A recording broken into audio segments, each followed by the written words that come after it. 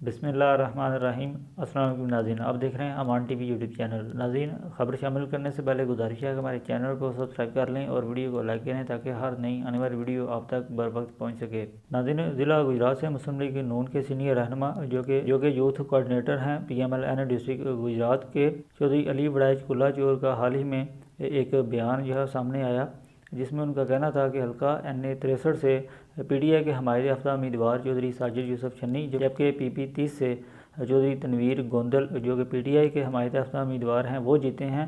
नाज़रीन, मुस्लिम लीग नून के रहनुमा हैं चौधरी अली वड़ाइच कुल्ला चोर, जबकि उन्होंने इस बात का इतराफ़ किया कि दोनों जो हल्के हैं, सूबाई असम्बली का हल्का और कौमी असम्बली का हल्का, दोनों हल्कों से PTI के हमायत याफ्ता आज़ाद उम्मीदवार जीते हैं। इससे पहले भी चंद जो रहनुमा हैं उन्होंने इस बात का इतराफ़ किया, जैसा कि नवाबज़ादा गज़नफ़र अली गुल नून लीग के रहनुमा हैं, उन्होंने इस बात का इतराफ़ किया कि चौधरी साजिद यूसुफ छन्नी जो हैं वो इस हल्का से जीते हैं।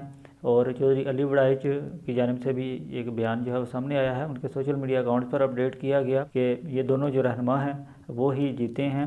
मज़ीद अपडेट्स के लिए देखते रहें अमान टीवी।